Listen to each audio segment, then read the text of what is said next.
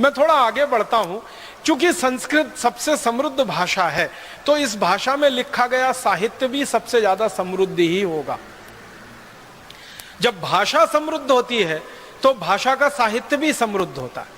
तो संस्कृत भाषा में जितना साहित्य लिखा गया है पूरी दुनिया में, शायद ही किसी भाषा में लिखा गया। फिर आप बोलेंगे दिखाई तो नहीं देता। ये दिखाई नहीं देता वो हमारी लापरवाही का नतीजा है, और हमसे कई सारी बड़ी भूलें हुई हैं। उनमें से एक बड़ी भूल ये हुई है कि अपने साहित्य को बचाकर हम नहीं रख सके। पिछले 1000 वर्षों हमारे साहित्य का बहुत नुकसान हुआ है पिछले 1000 वर्षों। आपको शायद ये जानकर हैरानी होगी कि विदेशी लुटेरों ने जब से भारत में आना शुरू किया तो भारत की संपत्ति को ही नहीं लूटा, यहाँ के साहित्य को भी लूटा, क्योंकि ज्ञान उसमें भरा पड़ा है। तो हमसे साहित्य की साज संभाल नहीं हो पाई पिछले 1000 वर्षों में, वो काफी कुछ लूट गया। और कई विदेशी आक्रांता तो ऐसे आए जिन्होंने हमारे साहित्य को जला दिया। आपने सुना है तक्षशिला की कहानी? भारत की सबसे बड़ी पुस्तकालय की कितनी दुर्अवस्था हुई थी कि उसको जला दिया गया था। और तक्षशिला की पुस्तकों को जला देने के बाद की कहानी यह है कि 6 महीने तक विदेशी आक्रांताओं ने उन किताबों के पन्नों को जला जलाकर अपना पानी गर्म किया था। इतना बड़ा हमारा ज्ञान का भंडार था तक्षशिला विश्वविद्यालय, जो 6 महीने तक जलता रहा था। 6 महीने तक जलता रहे। कल्पना करिए लाखों करोड़ों पेज रहे होंगे जो 6 महीने तक जले होंगे। तो कई विदेशी आक्रांता और लुटेरे ऐसे आए कि उन्होंने हमारा साहित्य नष्ट किया। कई विदेशी आक्रांता और लुटेरे ऐसे आए जिन्होंने हमारा साहित्य लूट लिया।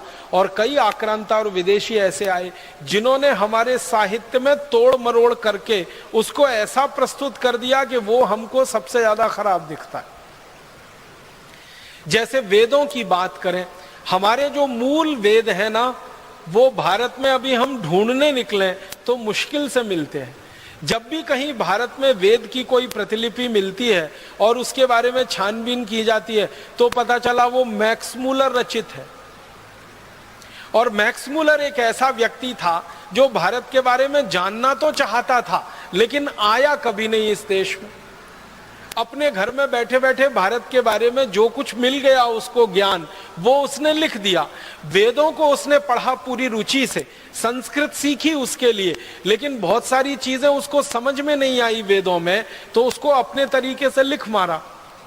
और आज हमें वो दिखाई देती हैं तो हमको वो विरोधाभासी लगती हैं।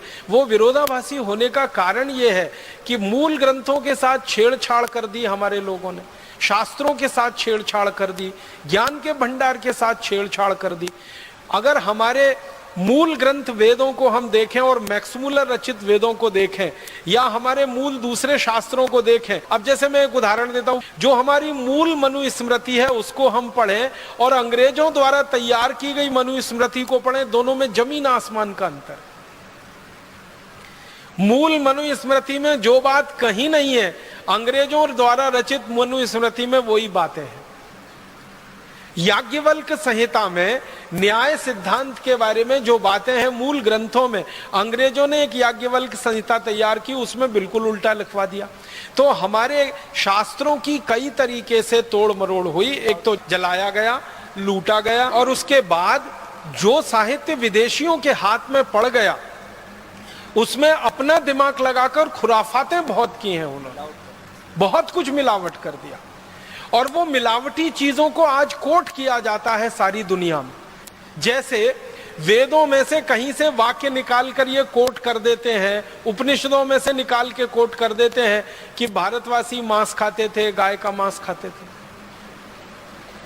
ऐसे कोटेशन हमारे यहाँ दे दिए जाते हैं और वेदों का कोई सूत्र या कोई श्लोक या उपनिषदों का कोई सूत्र या श्लोक उसके नीचे लिख दिया जाता है।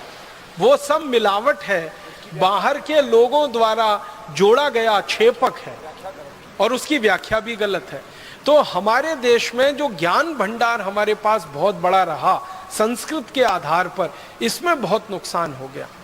ज्ञान हमारे यहाँ दुनिया में सबसे ज्यादा रहा है क्योंकि भारत जो नाम है ना, वो एक रूप में ज्ञान का ही हिस्सा है। भा माने होता है ज्ञान और रथ माने होता है लगा हुआ। ज्ञान में रथ, ज्ञान में लगा हुआ देश ही है भारत। तो हमसे ज्यादा ज्ञान शायद ही किसी के पास होगा, लेकिन वो ज्ञान में पिछले 1000-1500 वर्षों में बहुत कमी आई। या तो वो लुटा, या तो विदेशियों द्वारा जलाया गया, या तो उसमें उन्होंने अपने छेपक जोड़ दिए, मिलावट कर दी और वो हमारे सामने प्रस्तुत हो गया। ये आज हम सब भारतवासियों के लिए बहुत बड़ी चुनौती का काम है, बहुत बड़े शोध का काम है कि जो हमारे मूल शास्त्र रहे हैं, मूल हमारे ग्रंथ रहे हैं और जो मूल ज्ञान की बातें रही हैं, उनको पुनर्खोज करके देश के सामने प्रस्तुत किया जाए, ताकि ये जो मिलावट वाला हिस्सा है ये दूर हो सके और हमको शुद्ध ज्ञान मिल सके।